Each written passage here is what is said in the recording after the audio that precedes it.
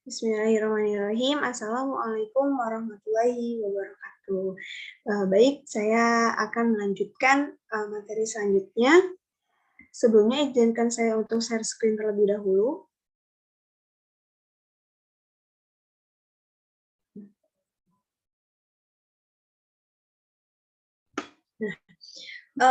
Melanjutkan dari sebelumnya, saya di sini akan membahas mengenai materi tentang cahaya. Saya Falama Fauzia dengan NIM 11920702023. Oke, selanjutnya. Nah, cahaya. Di sini mungkin teman-teman sudah tidak asing lagi ya mengenai cahaya. Cahaya merupakan suatu bentuk energi yang keberadaannya itu sangat dibutuhkan oleh setiap makhluk hidup di muka bumi ini. Tanpa adanya cahaya di bumi pun tidak akan adanya kehidupan. Nah, maka dari itu makhluk hidup itu sangat menggantungkan kehidupannya dengan cahaya. Nah, contohnya tumbuhan memanfaatkan cahaya untuk keberlangsungan fotosintesis yang akhirnya akan menghasilkan. Nah, jadi kita simpulkan adalah bagian dari spektrum radiasi gelombang elektromagnetik yang dapat manusia. Sinar putih yang biasa terlihat sebagai cahaya tampak atau visible light yang ada semua komponen warna dari spektrum cahaya. Oke, kita lanjutkan. Nah, di sini saya akan menjelaskan mengenai beberapa yang menjelaskan mengenai teori tentang cahaya. Yang pertama itu ada teori abad ke-10, dan ada teori partikel. Yang ketiga ada teori gelombang. Selanjutnya itu ada teori elektromagnetik, teori kuantum, dan dualisme dan partikel gelombang. Nah, kita akan bahas mengenai keenam teori tadi. Yang pertama itu ada teori abad ke-10. Nah, 10 ini diusung oleh ilmuwan yang bernama Hasan Ibnu Al-Haytham, yang disebut juga Al-Hazan, yang menjelaskan tentang penglihatan menggunakan geometri.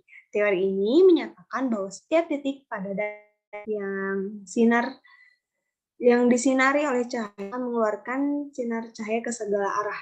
Namun hanya satu titik yang masuk ke mata secara tegak lurus dan dilihat. Sedangkan cahaya yang lain mengenai mata tidak secara tegak lurus, maka itu tidak terlihat. Al-Hazan menganggap bahwa sinar cahaya adalah kumpulan partikel kecil yang bergerak pada kecepatan tertentu.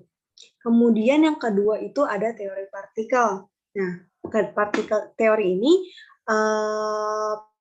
pada tahun 1675 oleh ilmuwan fisika yang bernama Isaac Newton dalam hipotesis of light, bahwa cahaya terdiri atas partikel halus yang memancar ke segala dari sumbernya. Teori ini dapat digunakan untuk menerangkan cahaya. Tetapi hanya dengan pembiasan cahaya dengan menganggap cahaya menjadi lebih cepat ketika memasuki medium padat karena daya tarik gravitasinya itu. Nah, selanjutnya itu ada teori gelombang. Teori ini diusung oleh seorang ilmuwan yang bernama Christian Huygens pada abad ke-17, bahwa cahaya dipancarkan ke semua arah sebagai ciri-ciri gelombang.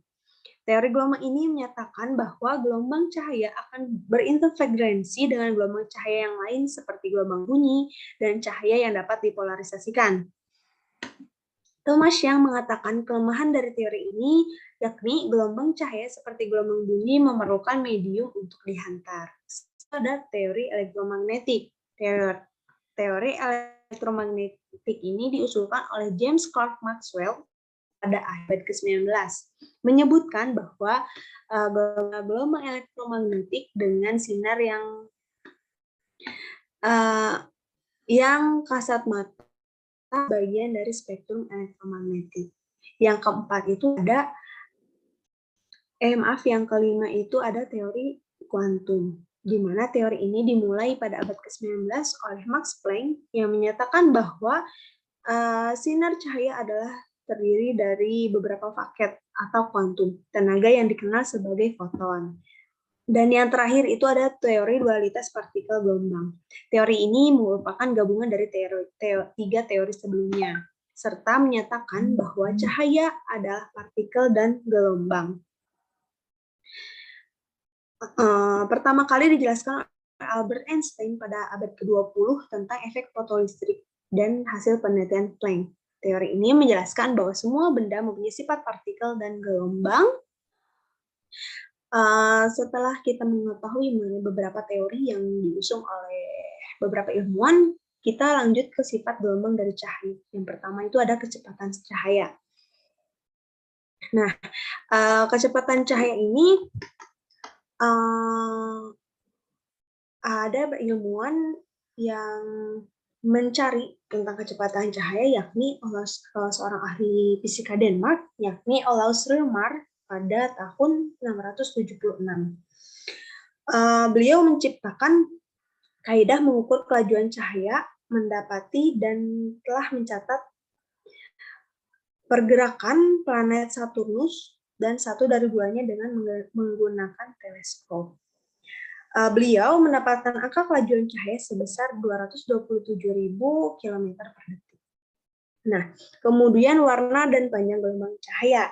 Sudah kita ketahui bahwa cahaya matahari itu terdiri dari 7 warna, yakni Meiji Kuhibiniu, merah, jingga, kuning, hijau, biru, dan ungu. Nah, apabila dari ketujuh warna ini bercampur, maka akan menghasilkan warna baru, yakni warna putih. Untuk contohnya itu ada pelangi. Pelangi sebagai contoh spektrum yang terbentuk secara ilmiah. Tetesan air hujan bertindak sebagai prisma yang menyerahkan cahaya matahari menjadi 7 warna. Nah, otak manusia akan menginterpretasikan warna sebagai panjang gelombang. Dengan warna merah adalah panjang gelombang terpanjang atau frekuensi paling rendah, hingga sampai ke warna ungu dengan panjang gelombang terpendek dengan frekuensi paling tinggi.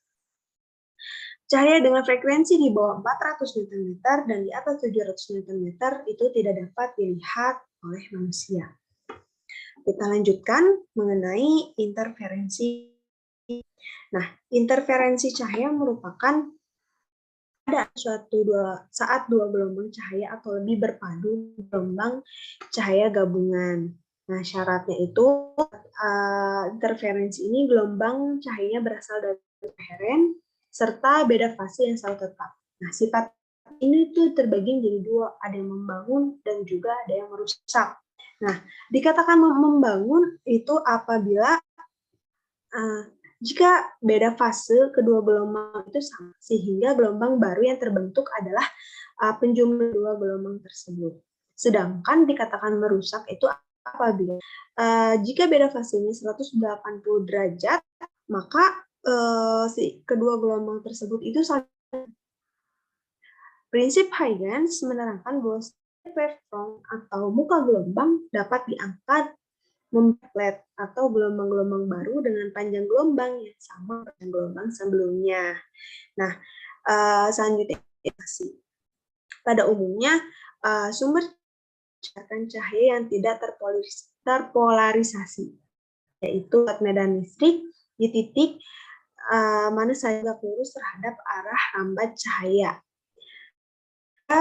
Cahaya yang tidak terpolarisasi, sehingga cahaya yang keluar dari arah medan listrik itu disebut dengan polarisasi.